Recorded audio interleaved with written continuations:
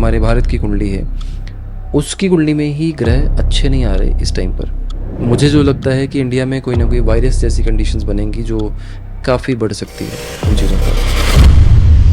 जब से शनि मीन राशि में होंगे, इसमें लड़ाई झगड़े वॉर जो संसारिक आपदाएं हैं वो चीज़ें इससे बढ़ जाती हैं बहुत ज़्यादा। देश की लीडरशिप को लेके क्या लगता है आपको? चेंजेस आने वाले हैं। मोदी जी की लीडरशिप में आपको भी लग रहा है जैसे बाकी सब कहते हैं? मुझे लगता है कि शायद, जो मेरी कैलकुलेशंस हैं, शायद आने वाले टाइम पर जो नेक्स्ट चुनाव होंगे उसमें शायद रिप्लेस हो जाए। जिनकी भी कुंडली में शनि जहाँ पर गोचर कर रहे हैं जिस कंडीशन में, अगर उसके प्रीवियस हाउस में मंगल है, सूर्य है या केतु है या राहु है, इन सब की लाइफ में, प्रोफेशनल लाइफ में दिक्कतें आएंगी। हमेशा जेमस्टोन्स के खिलाफ बोलते हैं और मैंने आपके वीडियोस देखे हैं, पॉडकास्ट देखे हैं, तो मैं समझना चाहती हूँ क्या जेमस्टोन्स काम नहीं करते? तो फिर आप उनके खिलाफ क्यों बोलते हैं? मैं अगेंस्ट नहीं हूँ इस चीज़ के, मैं अगेंस्ट हूँ असेसमेंट के। किसी को ये नहीं पता है कि कितने कैरेट का जेमस्टोन पहनने से प्लैनेट की एनर्जी कहाँ जाएगी। राहु आपके मन में लालच पैदा करता है चीज़ों के लिए। इस पूरे वर्ल्ड में 3 ग्रहों से जुड़ी हुई हर चीज़ है।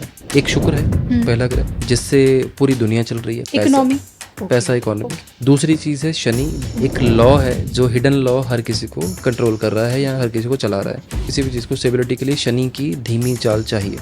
और तीसरा प्लैनेट है राहु, जो हमें किसी भी चीज़ को आगे बढ़ने के लिए भूख अंदर से जो पैदा होती है वो राहु है, लालच। साढ़े साती, ढैया, कंटक, मांगलिक दोष, इन चीज़ों को मैं पर्सनली नहीं मानता।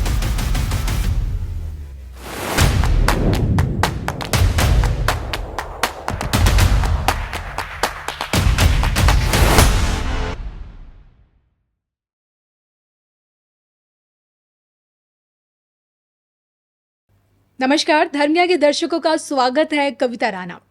आज के इस पॉडकास्ट में मेरे साथ एक ऐसे मेहमान जुड़े हैं जिनकी एस्ट्रोलॉजिकली नॉलेज उनकी उम्र को ढक देती है। जी हाँ, और सबसे बड़ी बात यह है कि आप कह सकते हैं कि नाड़ी एस्ट्रोलॉजर हैं, वास्तु एक्सपर्ट भी हैं, लाल किताब उपाय के भी अच्छे खासे जानकार हैं और लगभग एक लंबे समय से मोर देन 13 to 14 ईयर्स से इस लाइन में हैं और एक ऐसे एस्ट्रोलॉजर हैं जो हर किसी को सलाह देते हैं कि एटलीस्ट स्टोन्स मत पहनिए। और यही कारण है कि जब उनकी एस्ट्रोलॉजर होते हुए भी उनकी उंगलियों में जब स्टोन्स नहीं दिखते हैं तो लोग अचंभित हो जाते हैं। तो आइए स्वागत करते हैं हम एस्ट्रो वाला मनदीप चौहान जी का। स्वागत है आपका एक बार धर्म ज्ञान में। Thank you so much ma'am. जय श्री राम। जय श्री राम। वैसे तो देखिए, आपके परिचय से पूरी दुनिया वाकिफ़ है। एस्ट्रो वाला इस नाम से ही पूरी दुनिया आपको जानती है। और मैं आज आपसे जानना चाहूँगी शनि राहु केतु के बारे में। इसलिए शनि वक्री हो रहे हैं, राहु केतु इसी साल के एंड में भी गोचर कर जाएंगे। क्या इम्पैक्ट पड़ेगा, किस तरह से ये हमारी लाइफ को चलाते हैं, एस्ट्रोलॉजी किस तरह से हम लोगों पे काम करती है, ये भी समझेंगे। लेकिन सबसे पहले आपकी खुद की जर्नी क्या कहती है एस्ट्रोलॉजी में? एस्ट्रोलॉजी ने आपको चुना है या आपने एस्ट्रोलॉजी को चुना है? मैम, इस पूरे वर्ल्ड में कोई भी पर्सन कोई भी चीज़ कर रहा है अपनी लाइफ में, किसी भी तरह का प्रोफेशन कर रहा है, एस्ट्रोलॉजी के थ्रू जो प्लैनेटरी कॉम्बिनेशन बने होंगे आपके, वही चीज़ों में आप अपने लाइफ में वो काम करेंगे। यानी कि आपका कर्म उससे जुड़ा होगा। अच्छा। कि नाड़ी बहुत क्लियर कट कंडीशन में कहती है कि आपका कर्म वही होगा जो आपकी कुंडली पहले से प्रॉमिस करके लाएगी। इट मीन्स कि आपको चूज़ करने वाली डेस्टिनी है आपके किसी भी प्रोफेशन के लिए। मेरे अकॉर्डिंगली अगर कोई पर्सन पानी भी पी रहा है तो प्लेनेट की कोई चेंज हुआ होगा तभी आप पानी पकड़ोगे, पियोगे। अदरवाइज आपके पास पड़ी रहेगी चीज़, आप उस चीज़ को पी भी नहीं सकते, वो कर भी नहीं सकते काम जो भी आपके उस टाइम पे होगा। मतलब आपके कहने का मतलब ये है कि हम जो कुछ भी करते हैं उसके पीछे हमारे प्लैनेट्स की इन्वॉल्वमेंट होती है पूरी तरह से। 100%। आप मेरे पर्सनल नंबर का, अगर व्हाट्सअप का अगर आप स्टेटस देखेंगे, वो पिछले 14 साल से एक ही है, प्लैनेट्स आर प्लेयर्स। तो एक ही स्टेटस है। बहुत सारी चीज़ों पर आप अगर नॉर्मल लाइफ को भी अगर आप चेक करेंगे, कुछ कनेक्ट करने की कोशिश करेंगे एस्ट्रोलॉजी के बेसिस पर, प्लैनेटरी कंडीशन के केसेस पर, आपको क्लियर कट कंडीशन में समझ आएगा कि इस प्लैनेट ने ये वाला काम किया है, तभी मेरी लाइफ में ये चेंजेस आए हैं। लेकिन अगर प्लैनेट्स प्लेयर्स हैं तो फिर हमारा कर्मा क्या काम करता है? मैम, कर्मा प्लैनेट के अकॉर्डिंगली ही आप डिसाइड करेंगे। ओके। चलो मैं आपको एक एग्जांपल देता हूँ इस चीज़ में। एक घर में मान लीजिए कि 2 भाई रहते हैं, दोनों में 2-3 साल का डिफरेंस है, जुड़वा की बात नहीं कर रहा, 2-3 साल का डिफरेंस है दोनों में। अब दोनों भाइयों की नेचर अलग है, एक बहुत गुस्से वाला, एक बहुत शांत, एक पूरा बिजनेस माइंडेड और एक पूरा का पूरा गुस्सैल पूरा का पूरा। एक पर्सन अपनी लाइफ में सिर्फ नॉन वेज ड्रिंकिंग इन चीज़ों के ऊपर फोकस्ड है, और दूसरा पर्सन बिल्कुल वो है कि मुझे इन सब चीज़ों में नहीं जाना, कुछ भी नहीं करना। ये डिफरेंस कहाँ से पैदा हुआ? परवरिश एक जैसी, माँ बाप वही, जी। घर का वास्तु सेम, और बाकी भी सब चीज़ें सेम, स्कूल भी ऑलमोस्ट सेम होंगे, है ना, कपड़े भी बचपन में एक तरह के दिए गए होंगे, तो और समझाया भी सेम गया होगा, जी। संस्कार भी सेम होंगे, लेकिन चेंज क्यों? रहते भी सेम शहर में, सेम घर में, सेम गली में, सेम फ्लैट में इकट्ठे रहे होंगे, लेकिन बड़े होते होते उन दोनों के सिस्टम में चेंजेस क्यों आ गए? क्या ऐसा हुआ कि दोनों में चेंजेस आए?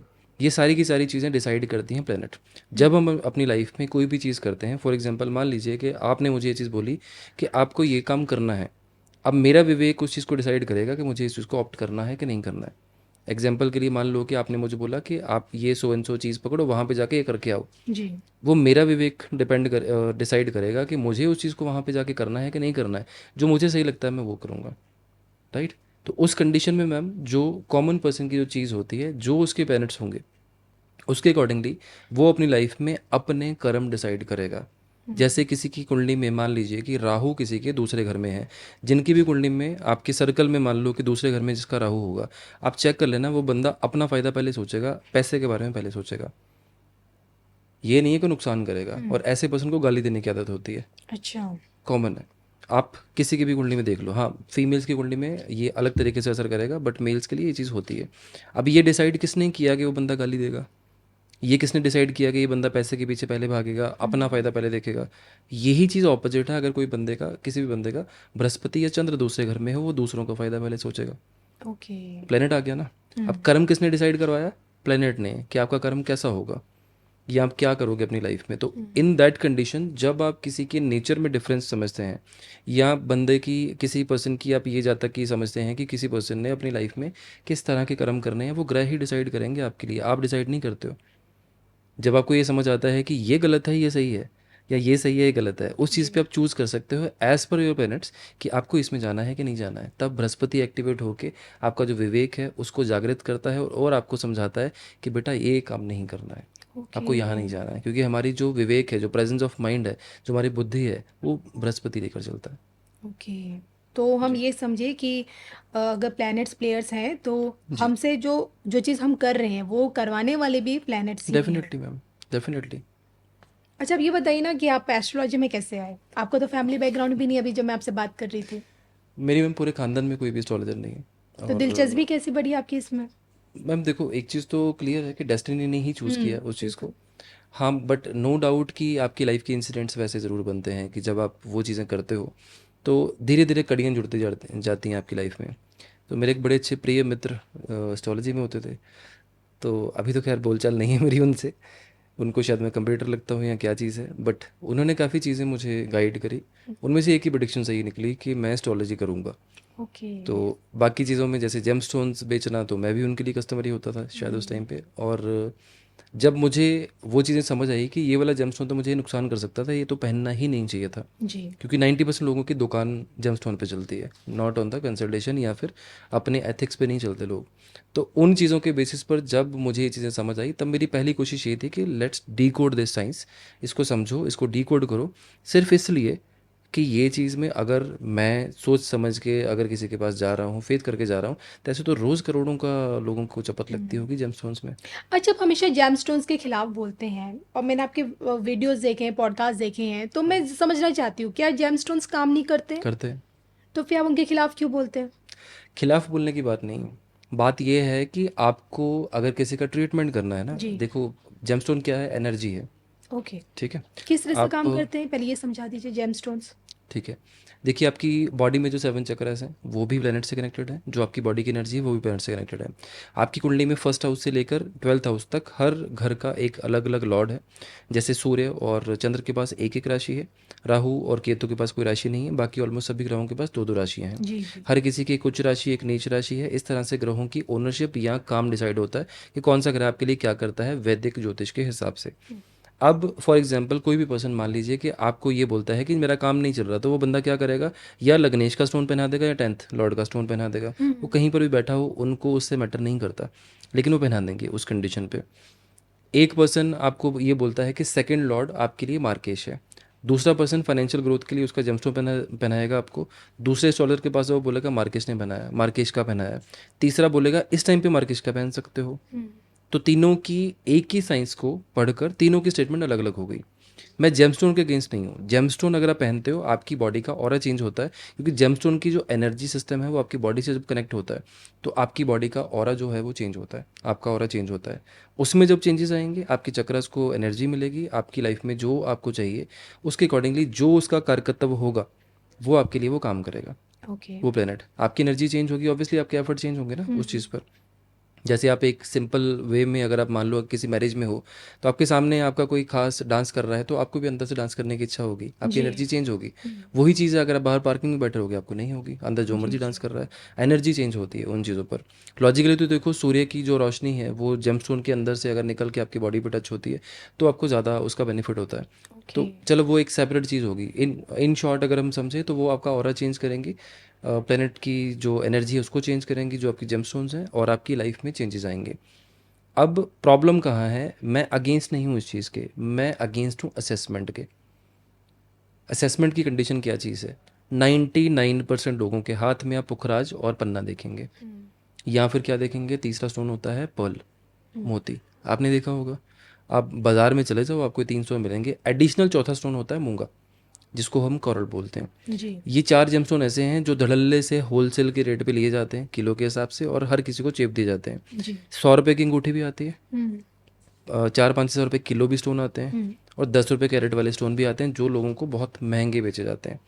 लोगों को ये नहीं पता कि कौन सा स्टोन क्या करेगा आपके लिए। किस स्टोन को पहनने से नैसर्गिक एक वर्ड यूज़ होता है जिसको हम परमानेंट रिस्पॉन्सिबिलिटी बोलते हैं, परमानेंट रिस्पॉन्सिबल बोलते हैं। नैसर्गिक मतलब परमानेंट। अब नैसर्गिक कारक यानी कि फिक्स्ड कंडीशन में एक प्लैनेट इन चीज़ों का कारक है। जैसे बुध पर्टिकुलरली वाणी का कारक है, या बिजनेस का कारक है, या एजुकेशन का कारक है, या शनि की बोलने के शनि आपके लिए प्रोफेशन का कारक है।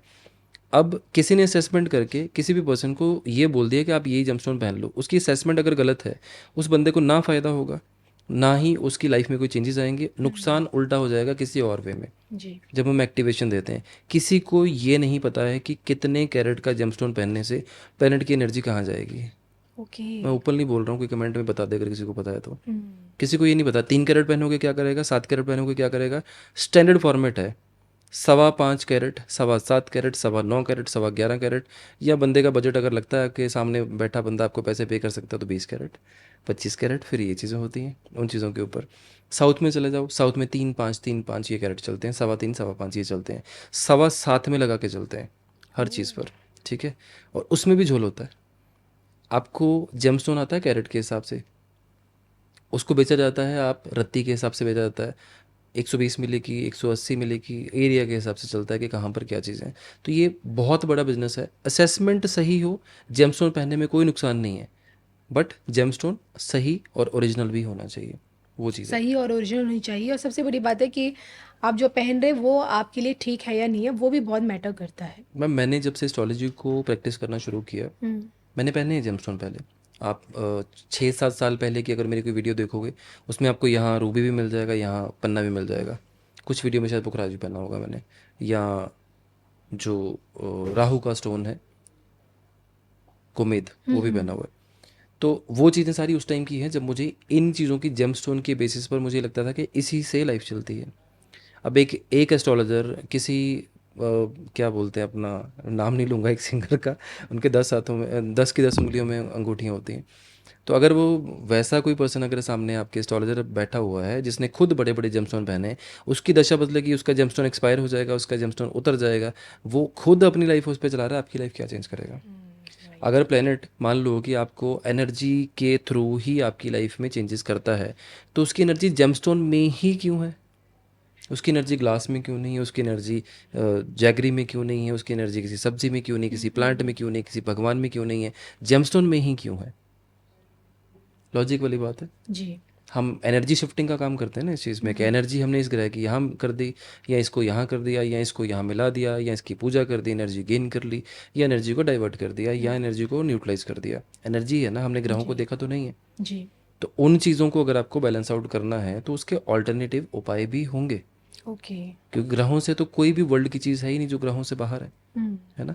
तो वो सारी की सारी चीज़ें आपको, अगर आपकी ब्रैकेट इतनी ही है सोचने की, एस्ट्रोलॉजर की जिसकी भी बात हम नॉर्मल वे में कर रहे हैं, कि अगर उसकी ब्रैकेट इतनी ही है सोचने की, वो उतनी चीज़ों में से ही निकाल के आपको अपनी बकेट में से आपका इलाज देगा जिसमें जेमस्टोन आपको बेचे ही जाएंगे, क्योंकि उनका मोटिव दुकान चलाना है, आपका सोल्यूशन करना नहीं है।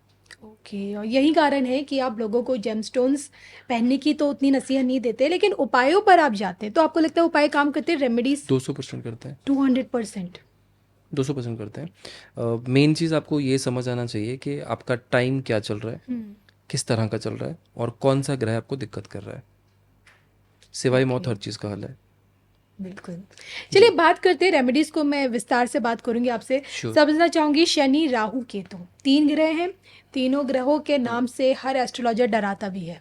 हाँ बिल्कुल। तो मैं आपसे जानना चाहती हूँ, इन 3 ग्रहों से क्या हमें डरना चाहिए? ये 3 ग्रह हमारी लाइफ में किस तरह से काम करते हैं, हमारी डे टू डे लाइफ में? मैम डर की जहाँ तक बात है ना, डर की कंडीशन वहाँ होती है जब आप में कोई खोट हो, जब हम गलत होते हैं। जब हम गलत होते हैं, आप में कोई खोट हो, तब आपको डर होता है। अगर शनि भगवान की अगर बात की जाए, शनि जी की बात की जाए, तो वो आपकी प्रोफेशन के कारक है। जैसे मान लो कि किसी भी चीज़ को शेप में लाने के लिए ना पहले पीटा जाता है जी। या गर्म किया जाता है, शनि भगवान का काम वो है। ओके। अगर मान लो कि आपके ऊपर एक बैड टाइम चल रहा है, उस टाइम पे वो टाइम शनि भगवान की तरफ से मान लो 7.5 चल रही है, दशा चल रही है, कुछ भी चल रहा है, आपको टाइम सपोर्ट नहीं कर रहा, तो वो क्या कर रहे हैं, आपको उस अच्छे टाइम के लिए प्रिपेयर कर रहे हैं कि आप इस टाइम पे हार्ड वर्क करो, जब अच्छा टाइम आएगा तब बैठ के खाना। ओके। ओके। लोगों को ये चीज़ नहीं समझ आती, लोगों के दिमाग में आ जाता है शनि अच्छा मेहनत, शनि अच्छा धक्के, अच्छा शनि मतलब ये, शनि मतलब ये, लोगों को ये लगता है। प्रैक्टिकल कंडीशन में वो चीज़ नहीं है, उनका काम आपको परेशान करना नहीं है। उनका काम सिर्फ एक चीज़ का है कि आप अपनी लाइफ में उतने परफेक्ट हो जाओ इस टाइम में कि वो वाला टाइम जो इसके बाद का टाइम आने वाला है नेक्स्ट, वो आप बैठ के आराम से उस चीज़ से एंजॉय कर पाओ, जो आपने उस टाइम पे मेहनत की है उससे आप बेनिफिट ले पाओ उस टाइम पर। ओके। राहु केतु जो 2 ग्रह हैं एडिशनली, राहु केतु ऐसे ग्रह हैं, राहु आपके मन में लालच पैदा करता है चीज़ों के लिए, जैसे मैं ये भी खरीद लूँ, ये भी ले लूँ, इससे ये छीन लूँ, या ये कर लूँ या वो कर लूँ, वो राहु है, वो राहु। लेकिन केतु क्या कहता है, केतु कहता है दुनियावी चीज़ें काट के मैं तुझे घसीट कर ले जाऊंगा अध्यात्म की तरफ, घसीट कर।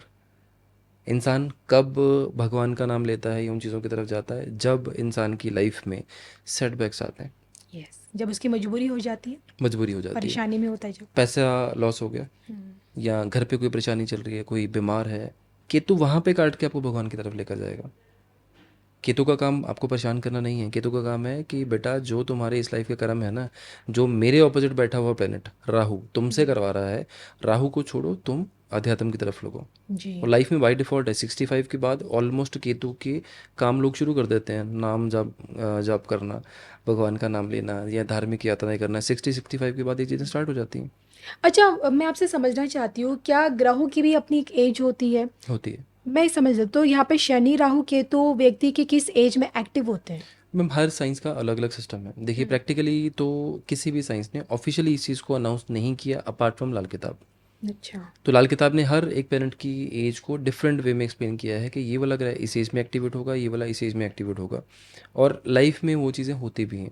जैसे नाड़ी ये चीज़ कहती है कि शनि का सेकंड साइकिल आपके 31वें साल से शुरू होगा। ओके, 31 ईयर्स के बाद जी। शुरू हो जाता है। और लाल किताब ये कहती है कि शनि का दूसरा जो साइकिल है आपका वो 36वें साल से शुरू होगा, 36 से। तो दोनों में डिफरेंस ज़रूर है। ऐसे ही हर ग्रह की एक एक्टिवेशन एज होती है। जैसे 22वें साल की अगर हम बात करें तो 22वें साल में एवरेजली पुराने टाइम पे लोग गवर्नमेंट जॉब की तैयारी करते थे या गवर्नमेंट जॉब में ज्वाइन कर लेते थे जी। एवरेजली। तो वो सूर्य की एक्टिवेशन एज है उस हिसाब से। ऐसे ही मंगल की 28वें साल में होती है, जिस टाइम पे नॉर्मली बोल लो कि आपके भाई बहन की शादी होगी पुराने टाइम के हिसाब से, या आपके घर में कोई बच्चा होगा, या फिर कोई ऐसी कंडीशंस आपकी लाइफ में जो मंगल से जुड़े हुए इवेंट्स है, जैसे फीमेल की लाइफ में शादी की कंडीशन होती है। जी। जी। तो इस तरह की चीज़ें जो प्लेनेट की एज के हिसाब से आपकी लाइफ के इवेंट्स हैं, वो चीज़ें उसके हिसाब से आपके प्लेनेट की एक्टिवेशन में भी आती हैं। और राहु केतु की कोई एज है, छाया ग्रह है? 40 to 48। 40 to 48। Ji. Okay.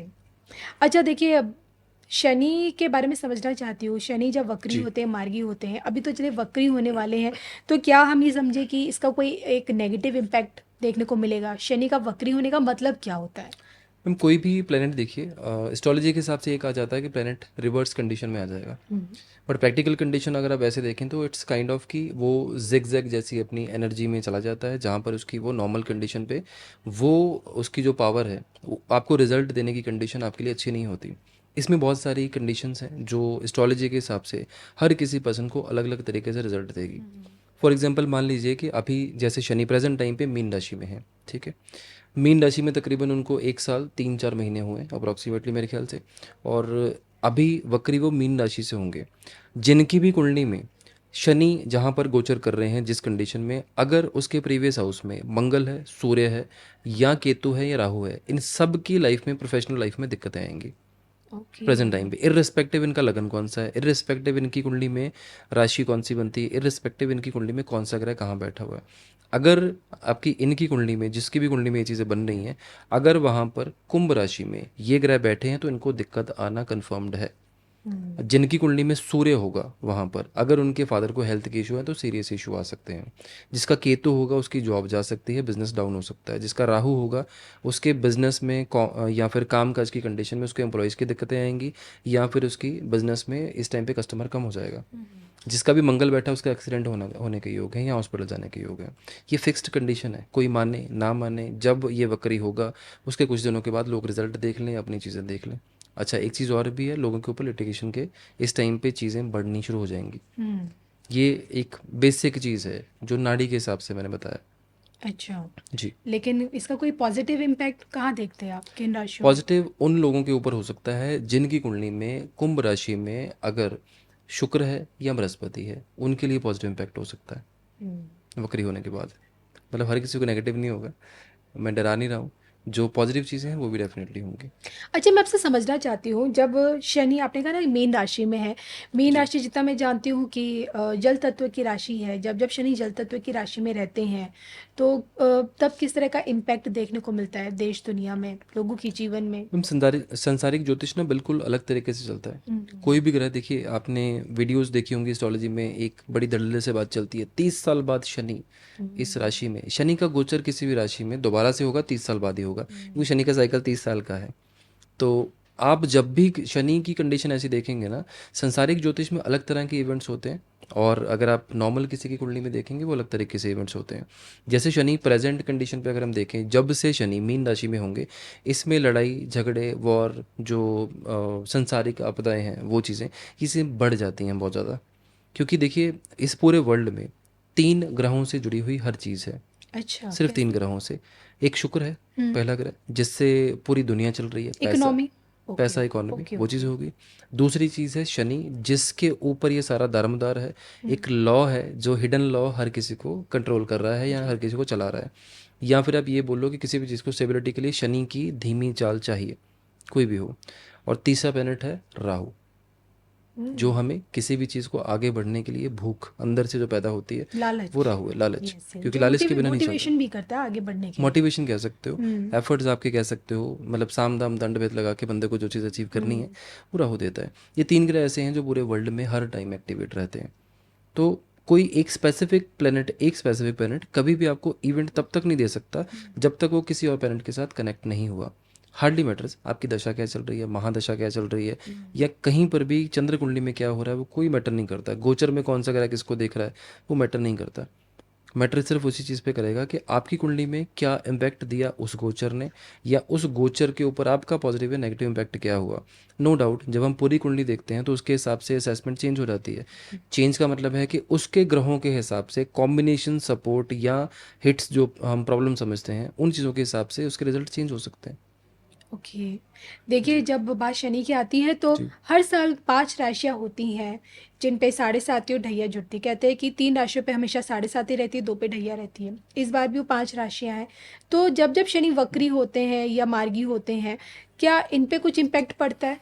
Ma'am 100% पड़ता है। देखिए मैं पर्सनली मैंने हर पॉडकास्ट में एक चीज़ बोली है कि साढ़े साती, ढैया, कंटक या मांगलिक दोष, इन चीज़ों को मैं पर्सनली नहीं मानता हूँ।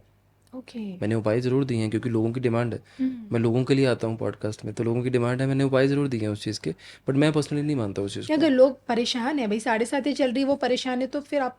मैडम साढ़े साथी का कॉज क्या है परेशान होने का वो समझना ज़रूरी है। देखिए, साढ़े सात ही 2 शब्दों में 2-3 लाइन में अगर मैं आपको समझाऊँ तो वो सिंपल इतनी सी चीज़ है। चंद्रमा के एक घर पहले आया, साढ़े सात ही पहला चरण, ऊपर आया दूसरा चरण, नेक्स्ट गया तीसरा चरण। उसके बाद एक घर छोड़ा, फिर आगे गया चंद्रमा से चौथे घर में, तो आगे क्या स्टार्ट हो गया उसका? ढैया, ओके चौथा ओके ढैया। Okay okay. तो बंदा बचेगा कहाँ पे साढ़े साती के बाद? बंदे को लाइफ में ब्रेक चाहिए ना, किसी भी जातक को। अगर आपके पास कोई बैठा है तो आप उसको ये बोल दोगे साढ़े सात साल की आपकी लाइफ में ये चीज़ें नहीं होंगी, आप परेशान रहोगे, ये होगा वो होगा, फिर आपके पास सोल्यूशन किस चीज़ का है? इंसान सोचेगा 7.5 साल तक मैं परेशान होऊंगा, तो वैसे ही डिमोटिवेट हो जाएगा। बंदा पहले ही परेशान बैठा है आपके जी पास। जी। आप उस कंडीशन में किसी पर्सन को अगर ये बोलते हो कि साढ़े सात साल आपकी लाइफ में ऐसे ऐसे रहेंगे, आप परेशान रहोगे, आप उसको सोल्यूशन नहीं दे पा रहे, आप उसको डरा रहे हो उस चीज़ पर। साढ़े साती उसी की लाइफ में दिक्कत पैदा करेगी जहाँ पर साढ़े साती स्टार्ट हुई है। अगर किसी की कुंडली में चंद्र और केतु का कॉम्बिनेशन है, वो चंद्र के एक घर पहले केतु बैठा हुआ है, एक घर बाद में केतु बैठा है वो, या राहु एक घर पहले बाद में बैठा है, उनको ज़्यादा दिक्कत करेगी।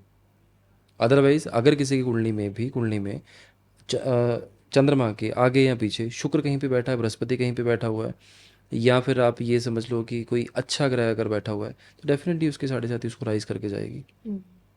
सीधा फंडा है, जो ग्रह जिससे मिलेगा वो आपको वैसा रिजल्ट देगा, इरिस्पेक्टिव आपकी कौन सी 5 राशियाँ हैं, कौन सी राशि पे आपके साढ़े साथी चल रही है, हार्डली मैटर्स। अच्छा, मैं हमेशा कहती हूँ अपने दर्शकों को कि शनि रंग से राजा, राजा से रंग बनाने वाली ताकत है उनमें। तो आपकी परिस्थिति, मतलब आप उस सिचुएशन में क्या देखते हैं जब शनि किसी को रंग से राजा बना रहे, तब की क्या वो रहती है? मैम, हर ग्रह भाव बना में कौन सकता सा है, ग्रह? हर ग्रह बना सकता है। अच्छा। लोग बृहस्पति को बहुत अच्छा समझते हैं, बहुत अच्छा। एक टर्म चलती है कि बृहस्पति लगन में 100 तरह के दोषों को नाश करते हैं। अच्छा, अगर लगन में आ जाए तो? लगन में परमानेंट आपकी कुंडली में बर्थ चार्ट में बैठे हो। ओके। आपके व्यूअर्स को मैं एक वो कमेंट करने के लिए एक पॉइंट देता हूँ। इनकी लाइफ में जिनकी बृहस्पति फर्स्ट हाउस में होगा, सिर्फ बृहस्पति के एग्जांपल दे रहा हूँ, देवग्रह है, देवगुरु आपकी ज्योतिष में जो हम कहते हैं, इनकी लाइफ ज़्यादा स्ट्रगलफुल होगी नॉर्मल लोगों से। इनकी लाइफ में जितना पूजा पाठ करेंगे उतने परेशान होंगे। इनकी लाइफ में जल्दी लाइफ में कमाना पड़ेगा। इनकी लाइफ में फादर की डेथ जल्दी हो सकती है। इनकी लाइफ में ऐसी सर्कमस्टांसेस बनेंगे जहाँ पे इनकी स्टडी इनकम्प्लीट रह जाएगी या इनको छोड़नी पड़ेगी। इनकी शादी जल्दी होगी, वो भी मजबूरी में, इमोशनल ब्लैकमेलिंग में। 6 चीज़ें हैं बृहस्पति की लगन की, ओके। सब नेगेटिव है। और अच्छा क्या है, ये बिना मांगे ज्ञान बांटते हैं, जहाँ पे नहीं ज़रूरत वहाँ भी बांटते हैं। इसी वजह से इनकी लाइफ में वैल्यूज़ इनकी कम हो जाती हैं। ये चीज़, ओके। ज्ञान बांटना अच्छी बात है, लेकिन जहाँ मांगा जाए वहाँ पर, जहाँ पे ज़रूरत हो वहाँ पर। ये चीज़ें बृहस्पति की चीज़ें हैं। बाकी जो भी प्लानिटरी कंडीशन हो, वो हर किसी की डिफरेंट डिफरेंट वे में चलती है। मैं इस चीज़ पे कभी भी फिक्स टर्मिनोलॉजी पे कभी काम नहीं करता हूँ कि किताब में ये चीज़ लिखी होगी तो ये चीज़ होगी, कभी नहीं होता। हर किसी की लाइफ अलग है, एक पास्ट लाइफ जर्नी होती है हर किसी की, जिसकी वजह से आपकी कुंडली में हर ग्रह एक डिफरेंट डिफरेंट नक्षत्र में, डिफरेंट प्लेसमेंट पे, डिफरेंट राशि में पहले से डिसाइडेड होता है। उसके हिसाब से आपकी लाइफ डिसाइड होती है। ओके। तो अच्छे और बुरे दोनों ग्रह ही आपको फ़ायदा दे सकते हैं। कभी भी ये चीज़ नहीं हो सकती कि शनि आपको अकेले राजा बना सकते हैं या ज़ीरो कर सकते हैं, कभी भी ऐसा नहीं हो सकता। आपको चंद्रमा भी बना सकता है, आपको मंगल भी बना सकता है, आपको बृहस्पति बना सकता है, सूर्य भी बना सकता है। तो हर ग्रह के पास पावर है, देने के लिए हर ग्रह आपकी कुंडली में आया है, लेकिन आपको कैसे, क्या, किस से निकालना है, वो आपको समझना है अपनी कुंडली से। कौन सा ग्रह आपको आगे बढ़ा सकता है उस चीज़ पर। लेकिन देखिए, जिनके पास अपनी कुंडली नहीं होती है, डेट ऑफ बर्थ नहीं पता, क्योंकि देखिए अगर हम थोड़ा पीछे जाएं, बैक जनरेशन में नहीं होती कुंडली उस टाइम, पुराने ज़माने में, तो जब वो आपके पास आते हैं कि भाई हमारे भविष्य के बारे में बताइए, जी तो आप उनकी किस तरह से हेल्प कर पाते हैं? मैम देखो, एक एक्सपीरियंस की बात होती है, या बोल लो कि टाइम एक होता है, आपको पता होता है कि कौन सा क्लाइंट किस तरह की, या कौन सा जातक किस तरह की बात करने के लिए आपके पास इस टाइम पे आएगा। अब 2 तरह के लोग हैं इस चीज़ पे। जब किसी की कुंडली नहीं होती तो प्रश्न ज्योतिष लगाया जाता है, वहाँ पे प्रश्न कुंडली बनाई जाती है, जहाँ पे आंसर हाँ या ना के दिया जाता है कि आपका ये काम होगा या नहीं होगा। अच्छा। वो एक वैदिक ज्योतिष की एक अलग टर्मिनोलॉजी है, साइंस है, जिसके थ्रू प्रिडिक्शन की जाती है, हाँ या ना में जवाब दिया जाता है। बट 50% एक्यूरेसी है उस चीज़ की, अच्छा, उसमें 50% है। 50% है। बट नाड़ी में कुछ ऐसी चीज़ें या कुछ टाइम के साथ जो मैंने ऑब्जर्व किया है कि आपको एक टाइम पे पता होता है कि आपकी मतलब प्रैक्टिस के ऊपर डिपेंड करती है चीज़, नॉलेज पे, प्रैक्टिस पे, कि जहाँ तक आपके पास आ रहा है या आया है उसके किस तरह के सवाल होंगे। मैं पर्सनली उन लोगों के लिए एक डिफरेंट, जो मैं प्रैक्टिस करता हूँ नाड़ी के हिसाब से, उसके हिसाब से सोल्यूशन देता हूँ उनको। कुछ चीज़ें मैंने ऐसी बनाई हैं जहाँ पे बनाई ही नहीं, मतलब मैं बनाई नहीं कह सकता, क्योंकि मैं प्रैक्टिस करता हूँ, मेरे माइंड की चीज़ें हैं, तो मेरे हिसाब से वो चीज़ें ऐसी एक्यूरेट हैं जहाँ पे मुझे कुछ कुंडलियों में time of birth, place of birth भी नहीं चाहिए, सिर्फ डेट ऑफ बर्थ से मैं असेसमेंट कर देता हूँ। उन चीज़ों से। ओके। जी। और चलिए अब बात करती हूँ राहु केतु को लेकर। तो राहु केतु के बारे में समझना चाहती हूँ। अब कहते हैं ना कि हर 18 महीने बाद उनका गोचर होता है। अब दोबारा से होने वाला है और इस साल के एंड में होने वाला है, जी। 5 या 6 तारीख दिसंबर को। जी। तो क्या लगता है आपको कि इस बार का ये गोचर क्या इम्पैक्ट डालेगा लोगों पे? मैम देखिए, जिनकी भी कुंडली में हम्म। शनि 4 नंबर राशि या 10 नंबर राशि यानी कि कर्क या फिर मकर, इन राशियों के हैं, इनकी प्रोफेशनल लाइफ बहुत स्ट्रगलफुल जाएगी। मैं अकेले के लिए राशि की बात नहीं करूँगा, बट जिनकी भी कुंडली में ये चीज़ें हैं उनके लिए स्ट्रगलफुल जाएगी। जिनकी भी कुंडलियों में इन्हीं दो राशियों में बृहस्पति हो, अगर वो पर्सन अपनी लाइफ में कुछ ऐसा करना चाहते हैं जहाँ पे उनको बीच का रास्ता नहीं मिल रहा या फिर किसी और कंट्री में जाके सेटलमेंट होने की ऑप्शंस नहीं मिल रही, उनके लिए वो चीज़ टाइम ठीक रहेगा, अच्छा रहेगा।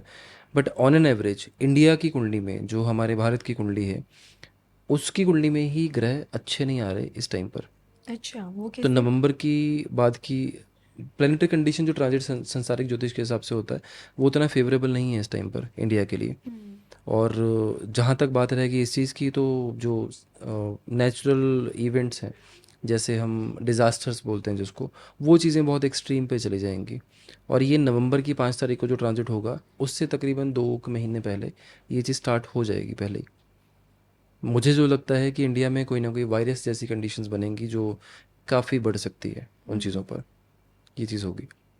तो आप ये मानते हैं कि जब जब गोचर होता है किसी बड़े ग्रह का, तो उसका इम्पैक्ट उसके होने से जस्ट 1-2 महीने पहले ही दिखने लग जाता है? मैम कोई भी ग्रह देखो, किसी की भी कुंडली में ज़रूरी नहीं है कि वो 0 डिग्री से ही बैठा होगा। हम्म। प्लेनेट की जो चाल एक घर में या एक राशि में होती है वो 30 डिग्री की होती है, 0 से 30 डिग्री तक, यानी उसको 30 डिग्री चलना पड़ेगा अगली राशि में जाने के लिए, तब गोचर होता है। अब किसी का चंद्रमा का जैसे 2.25 से 2.5 दिन का है, ऐसे ही हर ग्रह की कंडीशन अलग अलग तरीके से वो फिक्स होती है। जी। जब वो अपनी 30 डिग्री का सिस्टम पूरा कर लेता है तो वो नेक्स्ट घर में जाता है, जिसको हम बोलते हैं गोचर, अगली राशि में ग्रह का होने वाला या हो गया। अब मान लो कि आपकी कुंडली में कोई भी ग्रह 5 डिग्री का बैठा हुआ है, एग्जाम्पल XYZ कोई भी ग्रह बैठा हुआ है। अब आपकी कुंडली में जो बैठा है वो ग्रह, अगर वो 5 डिग्री का है, वो जिस टाइम पे उस ग्रह के साथ जाकर टच करेगा, वो उसकी एक्टिवेशन तो 5 डिग्री के हिसाब से होगी ना। जी। तो ऑब्वियसली आपको एडवांस रिजल्ट देगा ही देगा, वो कोई भी ग्रह हो। ओके, ओके, वो ओके। टेक्निकल टर्म है, मेरे ख्याल से जो ज्योतिष पढ़ रहे हैं वो या समझ पाएंगे वो इन चीज़ों कनेक्ट को। कर लेंगे इन चीज़ों को। तो कोई भी देखिए, आपके घर में भी अगर कोई इवेंट होता है ना, आप उसकी प्रिपरेशन पहले करते हैं।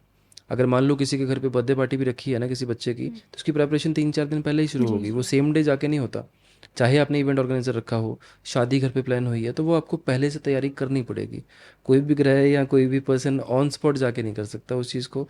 जैसे पुराने ज़माने में नोकिया के फ़ोन आते थे ना, तो उसमें आप चार्जिंग लगाते थे, वो एक एक सेल बढ़ता था ऊपर। जी, जी, जी। तो वैसे ही प्लेनेट आपके लिए वो चीज़ों को, इवेंट्स को बढ़ाता है, वहाँ तक पहुँचाता है, फिर आपकी लाइफ में वो इवेंट होता है।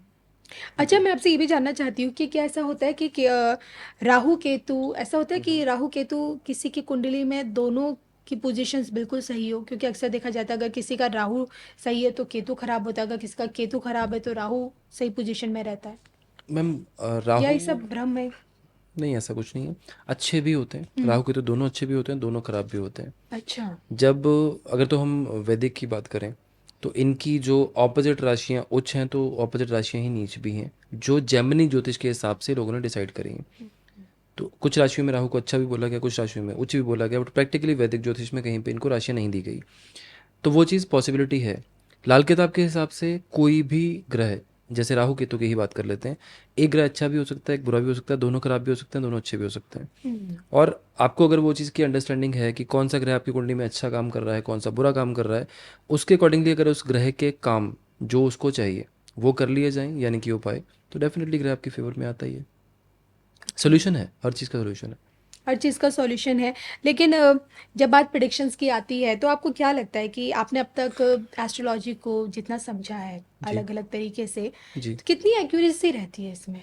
हम नाड़ी में 90 to 95% एक्यूरेसी है, हम्म। और लाल किताब में भी ऑलमोस्ट 90 to 95% एक्यूरेसी है। बाकी देखिए, कोई भी साइंस है, जो ज़्यादा प्रैक्टिस करते हैं वो बेटर बोल पाएंगे, बट अकॉर्डिंग टू मी बाकी कोई भी साइंस हो, वो अप्रॉक्सीमेटली 80 to 85% प्रडिक्शन देती है। जब हम बात लाल किताब की करते हैं तो लोगों के दिमाग में से वो उपाय आते हैं। लोगों को तो पता ही नहीं है ना कि वो है क्या चीज़। लाल किताब जीने का तरीका सिखाती है, अच्छा। लाल किताब में हज़ारों ऐसी चीज़ें होंगी, हज़ारों ऐसे उपाय होंगे जहाँ पे आपको डिफरेंट डिफरेंट चीज़ों को, डिफरेंट डिफरेंट एनिमल्स को, या ऐसी चीज़ें जिनके बारे में हमारे दिमाग में नहीं जाता, हम उनको फीड करने के लिए बोलते हैं। आप मुझे ये बताइए कि आपके सर्कल में जितने लोग होंगे उनमें से कितने लोग हैं जिनके दिमाग में ये है कि ओल्ड एज होम में या ब्लाइंड केयर सेंटर में फूड देना चाहिए? नहीं मुश्किल है ना? से कम। मुश्किल से कम नहीं ज़ीरो। होगा, ज़ीरो। ज़ीरो होगा। हम उपाय में देते हैं ये चीज़। ओके। अगर मान लो कि आपको वहाँ पे बोला गया कि 10 लोगों को खाना खिलाओ, वहाँ 50 होंगे, 50 को ही खिलाओगे ना। हुँ। ये तो नहीं है कि 10 चूज़ करके खिलाओगे। अगर मान लो कि किसी को ये चीज़ बोलेगी बिज़ी लाइफ में कि आपको 10 मिनट निकाल के कहीं पर जाके चींटियों को जाके ये डाल कर आना है, तो वो क्या क्या कर रहे हैं हम? प्लेनेट की एनर्जी को बैलेंस आउट कर रहे हैं पर्सन के हिसाब से। जिनको खाना नहीं मिल रहा या वो स्ट्रगल कर रहे हैं, कोई भी जीव जंतु है, उनको जब आप फीड कर रहे हैं तो प्रैक्टिकल कंडीशन में आपको वहाँ से ब्लेसिंग्स ही मिलेंगी ना। Okay, okay. लाल किताब ये कहती है कि आपको पेरेंट अगर अच्छे रखने हैं, सूर्य को हुँ। अच्छा रखना है, फादर से रिलेशन अच्छे रखो, चंद्र को अच्छा रखना है, मदर से रखो। कौन सा ज्योतिष इस टाइम पर ये कहता है कि ये चीज़ आपको करनी चाहिए? नहीं करना चाहिए, नहीं कहता कोई भी। लोग तो ये बोल देते हैं कि तेरे फादर के लिए तेरी कुंडली भारी है, फादर को छोड़ दे, भाई को छोड़ दे, ये कर दे, वो कर दे। लोगों की ऐसी चीज़ें मैंने सुनी हैं लोगों के मुंह से कि ज्योतिषी ने ये चीज़ बोली है कि फादर के साथ मत रहे या भाई के साथ मत रहे। हुँ। अब ज्योतिष का काम तो सोल्यूशन देना है ना, तोड़ना तो नहीं है। बिल्कुल। तो बहुत सारी चीज़ें हैं ऐसी लाल किताब में। आप अगर कभी आपका इंटरेस्ट हो या कभी आप पढ़ना इसको चाहें, तो लाल किताब में बहुत सारी ऐसी चीज़ें हैं जो लाइफ के नॉर्मल चीज़ों को, हमारी रूटीन जो पहले के टाइम पर होती थी, उनको उपायों में कन्वर्ट करके आपके सोल्यूशन दिए हुए हैं।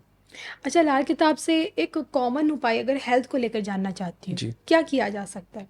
मैम, देखिए लाल किताब के हिसाब से जो हेल्थ की कंडीशन है, वो मोस्टली राहु की वजह से दिक्कतें आती हैं हेल्थ में मोस्टली। खैर हर ग्रह अपने अपने हिसाब से मेडिकल के इशू देते हैं। मैं एक अभी आपको बोला मैंने कि पुराने टाइम की चीज़ों को लाल किताब ने प्लेनेट के साथ जोड़कर आपको सोल्यूशन दिया है। मैं आपसे एक चीज़ पूछता हूँ कि आपकी दादी परदादी जी के टाइम पर जो खाना बनने की जगह होती थी, जिसको हम वो बोलते हैं किचन बोलते हैं, हुँ। ओपन किचन होती थी, कच्चे चूल्हे होते थे, जी, जी। तो पूरा परिवार चूल्हे के पास बैठ के खाता था। हुँ। देखा है आपने? याद है आपको? जी। तो वो कंडीशन क्या होती थी? उस टाइम पे परिवार टूटते थे, हेल्थ इशू आते थे लोगों को? नहीं। नहीं आते थे। अब इसको आप एस्ट्रोलॉजी के हिसाब से देखिए। चूल्हा जो है वो अग्नि है, वो मंगल है। और राहु की कंडीशन क्या होती है कि राहु जब भी आपको दिक्कत कर रहा है, आप चूल्हे के पास जब बैठ के खाना खाएंगे, तो उस टाइम पर जो मंगल है, जो अग्नि है, वो राहु को कंट्रोल करती है। ओके। क्योंकि चूल्हा बाय डिफ़ॉल्ट साउथ ईस्ट में होता है, जो राहु हुँ। का पक्का घर है लाल किताब के हिसाब से। बाय डिफ़ॉल्ट वो कंट्रोल होता है। तो इस कंडीशन में जितने भी आपके एक्स्ट्रा खर्चे हो रहे हैं, चाहे वो मेडिकल एक्सपेंसेस पर, चाहे किसी भी चीज़ पे, किचन में एक टाइम का खाना खाने से वो चीज़ें कंट्रोल हो जाती हैं। और बेस्ट अच्छा। उपाय है राहु का। अब इसमें ओके। कुछ एडिशनल बोला मैंने? जेमस्टोन पहनो, पूजा करो, मंत्र जाप करो, कुछ बोला मैंने एडिशनल? नो, नहीं नो, बोला। नो। मैंने घर का रिचुअल ही आपको बोल दिया, उपाय के तौर पे कर लो। हुँ। बात वही चलिए, है। आपने एक मुझे कॉमन हेल्थ उपाय बताया है और इसी के जी साथ दूसरा फ़ोकस होता है हर इंसान का अपने करियर को लेकर, जी। प्रोग्रेस, ग्रोथ के लिए। उसमें क्या कर सकता है इंसान? ग्रोथ में मैम देखिए, डिपेंड ये करता है कि प्रॉब्लम क्या आ रही है। हुँ। अलग अलग तरह की चीज़ें हैं। आपका वर्क पॉलिटिक्स हो रही है, उसकी वजह क्या हो सकती है? आपकी कुंडली के हिसाब से क्या हो सकती है? आपके करियर में जॉब नहीं लग रही, आपकी प्रमोशन नहीं हो रही, आपकी बॉस से नहीं बन रही, आपकी इंक्रीमेंट नहीं हो रही, दिक्कत क्या आ रही है? सारी चीज़ें घूमकर एक चीज़ पे आएंगी, आपकी कुंडली में शनि कैसा है। हुँ। शनि को नॉर्मल कंडीशन पे अगर आपको ठीक करना है, तो आप सिंपल सी एक चीज़ करिए। शनिवार के दिन एक कोई भी आप सरसों के तेल की बॉटल ले लो, वो क्वांटिटी कोई भी हो सकती है, 200 ml हो सकती है, 1 लीटर हो सकती है, हाफ लीटर हो सकती है, वॉट एवर इट इज़, जो किसी को कंफर्टेबल लगे। एक ब्लैक कलर के कपड़े के बैग में डालो, बाहर जाओ, जो भी पहला भिखारी आपको काले कपड़ों में दिख जाए या भिखारी दिख जाए, काले कपड़े की कंडीशन भी रिमूव कर दो, शाम के टाइम उसके हाथ में दे दो। शनि अपने आप ठीक हो जाएंगे आपके। आपने किसी के घर में खाना पकाने के लिए तेल दे दिया, दवाई हुँ। तो देगा ना बंदा वो आपको। और भिखारी जितने भी है शनि के हैं। ओके। जी चलिए, और हेल्थ की हमने बात कर ली है, हमने ग्रोथ की बात कर ली और जी। सबसे इम्पोर्टेंट बात है जिसका मुझे लगता है व्यूअर्स इंतज़ार कर रहे हैं कि अब कविता जी ये भी पूछ लीजिए कि फाइनेंशियल ग्रोथ, बहुत फाइनेंशियल सुना है ग्रोथ, लोगों ने, करोड़पति बनाने का उपाय। मुझे तो बहुत पूछते हैं लोग इस चीज़ के बारे में। ठीक है, मैं मैम देखो, हमेशा एक चीज़ हमेशा कहता हूँ कि आपको अपने शुक्र को मजबूत रखना है। हमेशा शुक्र को मजबूत करने के लिए सबसे पहले काम खुद के ऊपर करना ज़रूरी है।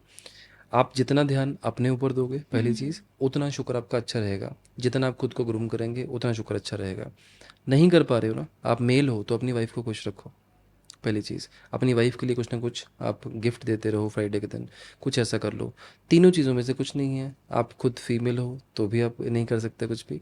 तो एक सिंपल सा उपाय, कहीं पर भी आपको गाय दिखे या गौशाला में कहीं पर भी हो, जी। अगर आप वेंसडे के दिन, बुधवार के दिन या शुक्रवार के दिन अगर आप गौशाला में जाकर गाय को आटे के बूरे के लड्डू, जो आटा छानते हुए जो बूरा निकलता है उसके लड्डू, या फिर आलू गाय को अगर खिलाते रहते हो, उबले हुए आलू, तो आपकी लाइफ में जो ग्रोथ अभी चल रही है आपकी या ब्लॉकेजेस हैं, वो अगले 6 महीने में आपको बहुत बड़ा हाइक में डिफरेंस मिलेगा, यानी कि बेटर वे में। ओके। जी, क्योंकि गाय शुक्र से संबंधित है और आलू भी। अच्छा, काफ़ी लोगों की ना एक शिकायत रहती है कि सेविंग नहीं हो रही है, पैसा टिक नहीं रहा है। जी, तो क्या इसका भी उपाय बताया गया है? मैम उपाय है, बट हैबिट्स को कंट्रोल करना भी ज़रूरी है। हम्म। अकेला उपाय कुछ नहीं करेगा। वैसे नॉर्मल कंडीशन में जिसकी भी कुंडली में शुक्र और केतु का योग होगा या शुक्र और चंद्र का योग होगा, ये वाला इंसान कितनी भी कोशिश कर ले, इनकी लाइफ में सेविंग्स नहीं होती। सेम विद जिनके बृहस्पति लगन में दूसरे घर में होते हैं, इनकी भी नहीं होती सेविंग्स। अगर होती हैं तो एक ही वे में होती है, पैसा आ रहा है इन्वेस्ट कर रहे हैं, पैसा आ रहा है इन्वेस्ट कर रहे हैं। अगर पैसा अकाउंट में पड़ा रहा है खर्च कर ही देंगे, बाय डिफ़ॉल्ट इनकी नेचर होती है। तो सेविंग्स के लिए नॉर्मल कंडीशन पे अगर आपकी कुंडली में इन दोनों में से कोई भी योग है, आप पहली चीज़ ये करिए, आपकी गली में जितने भी स्ट्रे डॉग्स हैं, अगर पॉसिबल है तो एक टाइम का खाना उनको डालना शुरू करिए। दूसरी कंडीशन, आपके घर में जो साउथ की डायरेक्शन है, उस डायरेक्शन में 12 साबुत बादाम काले रंग के कॉटन के कपड़े में बांधकर एक बार नॉट लगा के गांठ बांध के उसको उस डायरेक्शन में किसी अंधेरी जगह पर रख दो जहाँ पर रोशनी नहीं आ रही। उससे क्या हो जाएगा? शनि स्थापित हो जाएंगे ओके। और चाल मध्यम हो जाएगी, खर्चे आपके कम होंगे, एफर्ट्स का घर है आपका, और बाय डिफ़ॉल्ट आपके लिए वो चीज़ बेटर वे में काम करना शुरू हो जाएगी। अच्छा, मैं आपसे बस ये जाते जाते समझना चाहती हूँ कि हम एस्ट्रोलॉजी कोई भी हो उसमें हम नवग्रहों की बात तो करते ही हैं, जी। 9 प्लैनेट्स हैं। तो जीवन की प्रॉब्लम्स को सॉर्ट आउट करने के लिए, जीवन को बैलेंस करने के लिए प्लैनेट्स और देवी देवता जी, दोनों में क्या फ़र्क है, मैं समझना चाहती हूँ। कोई फ़र्क नहीं। हर प्लेनेट के साथ एक डाइटी है, यानी कि उनके ग्रह से जुड़े हुए देवी देवता हैं। अच्छा। जैसे मंगल के लिए हनुमान जी को देखते हैं हम। हम्म। चंद्र में कई बार कुछ एस्ट्रोलॉजी के साइंसेस में माँ पार्वती को भी कहा गया है, कुछ में शिव जी को भी कहा गया है। सेम आप शनि भगवान के साथ भी शिव जी को जोड़ते हैं या शनि देव को जोड़ते हैं। राहु के साथ आप माँ सरस्वती को जोड़ते हैं, बुध के साथ माँ दुर्गा को जोड़ते हैं। और ऐसे ही हर प्लैनेट की एक डिफरेंट डिफरेंट डाइटीज़ हैं या भगवान को या देवी देवता को जोड़ा गया है। जब भी आप ग्रह का काम करेंगे तो भी उन्हीं की पूजा हो रही है या उनका आदर सत्कार हो रहा है। सेम कंडीशन पे जब हम उनकी इनके देवी देवताओं की पूजा करते हैं तो भी हम वही काम कर रहे हैं। प्रैक्टिकल कंडीशन में अगर हम देखें, अगर कोई पर्सन नहीं कहता है मैं भगवान को नहीं मानता, ज्योतिष को मानता है, तो भगवान को मानता है। अगर वो कहता है भगवान को मानता हूँ, ज्योतिष को नहीं मानता, तो भी मान रहा है, क्योंकि ये दोनों आपस में इंटरकनेक्टेड चीज़ें हैं। ये दोनों कभी भी अलग नहीं हो सकती, क्योंकि हमें ज्योतिष देने वाले भी भगवान ही हैं। भगवान गणेश जी ने ये चीज़ें खुद अपने हाथ से ताड़पत्र पर लिखी हैं। बिल्कुल, जैसे आपने कहा ना कि शनि जी का प्लैनेट तो शिव है, लॉर्ड शिवा। तो अगर कोई इंसान अगर शनि के उपाय नहीं कर रहा है तो क्या भगवान शिव की पूजा से भी वो मैं शांत भगवान शिव पा की सकते हैं? पूजा करने वाले को राहु केतु शनि वैसे भी परेशान नहीं करते। Okay, okay. उनकी कुंडली की नॉर्मली अगर शिव भगवान की अगर हम बात करते हैं, उनके गले में सांप है। सांप का जो सिर का हिस्सा है वो राहु होता है, Yes, पूंछ केतु होता है और केतु। कंप्लीट वो शनि होता है। तो इट मीन्स उनके गले में राहु केतु शनि तीनों है। अगर आप उनकी शरण में चले गए तो तीनों कंट्रोल्ड है। बिल्कुल। चलिए, अब जाते जाते जी, बस जानना चाहती हूँ, क्या लगता है आपको देश का भविष्य किस ओर जा रहा है? ग्रोथ में जाएगा, बट झटका तो ज़रूर मिलेगा कुछ सालों के बाद लोगों को। क्यों मिलेगा वो, खैर ये वाली जो वीडियो में अभी जो मैंने बोला ये लोग बाद में समझेंगे, बट ग्रोथ ज़रूर होगी और शायद मेरे ख्याल से अगले 4-5 साल तक और अच्छी होगी। बट बाद में झटका शायद थोड़ा मुश्किल रहेगा लोगों को। और देश की लीडरशिप को लेके क्या लगता है आपको? चेंजेस आने वाले हैं, बड़े चेंजेस चेंजेस आने आने वाले वाले हैं। मोदी जी की लीडरशिप में आपको भी लग रहा है जैसे बाकी सब कहते हैं? मुझे लगता है कि शायद, जो मेरी कैलकुलेशंस हैं, शायद आने वाले टाइम पर जो नेक्स्ट चुनाव होंगे उसमें शायद रिप्लेस हो जाए मोदी जी अमित शाह जी के साथ। शायद, जो मेरी कैलकुलेशंस मुझे लगती हैं कि नेक्स्ट में भी कि अमित शाह जी शायद उस चेयर पे हमें देखने को मिल सकते हैं। जी। देखिए, व्यूअर्स आपसे पूछेंगे, योगी जी का नाम नहीं लिया आपने। योगी जी आएंगे, उनके लिए टाइम है अभी। चलिए, आपकी नज़रों में योगी अभी जी भी टाइम है, आएंगे। आपके एस्ट्रोलॉजिकल हाँ जी, हाँ प्रेडिक्शंस जी, क्योंकि पेरेंट के बिना मैम कुछ नहीं होगा। जब आपकी वैसी कंडीशन बनेगी पेरेंट्स की, तभी आप वहाँ पर पहुँचेंगे, तभी आपका वो काम होगा। अदरवाइज़ लोग आप देख लो कि ड्राइविंग लाइसेंस क्लियर करने के लिए 2-2 साल वेट करते हैं। ड्राइविंग आती है लेकिन क्लियर नहीं हो रहा, लेकिन जब क्लियर होगा तब गलती पे भी हो जाएगा। जी तो प्लेनेट है आपके लिए, जब आपके फेवर में आएगा वो आपको यहाँ से उठा के यहाँ ले जाएगा, जब आपके अगेंस्ट हुआ यहाँ से उठा के नीचे भी फेंक देगा। बिल्कुल। तो देखिए, आज तो हमने आपसे प्लैनेट्स किस तरह से काम करते हैं और सच में वो हमारी लाइफ में एक प्लेयर्स का काम करते हैं, ये आज आपने हमें समझाने की कोशिश की है। अगले जी। पॉडकास्ट में मैं उम्मीद करूंगी और दर्शक भी यही कोशिश उम्मीद लगाए देखेंगे कि आप पॉलिटिशियंस की कुंडली को किस तरह से एनालिसिस करके भविष्य Definitely। बताते हैं। जी। और जाते जाते बस धर्म ज्ञान के दर्शकों के लिए आपका एक सुंदर सा संदेश जो आप कहना चाहें। मैं कॉमनली मैम ये चीज़ हर जगह पे सेम चीज़ बोलता हूँ। आप किसी भी धर्म से बिलोंग करते हैं, आप ज्योतिष में, भगवान में बिलीव करते हैं कि नहीं करते हैं, आप सिर्फ अपनी लाइफ में सिर्फ एक चीज़ करिए, अगर पॉसिबल है दिन में 21 या 51 बार जय श्री राम ज़रूर बोलिए। आपकी लाइफ में ऐसे ऐसे चेंजेस आएंगे, आपको लाइफ में ऐसी ऐसी जगह से राम जी उठा के निकाल देंगे कि आपको पता भी नहीं चलेगा कि आपकी लाइफ में ये चेंजेस पॉजिटिव कब और कैसे आने शुरू हो गए। बिल्कुल। तो इसी के साथ जी। बोलना मत भूलिएगा, जय श्री राम। जय श्री राम। इजाज़त दीजिए, नमस्कार।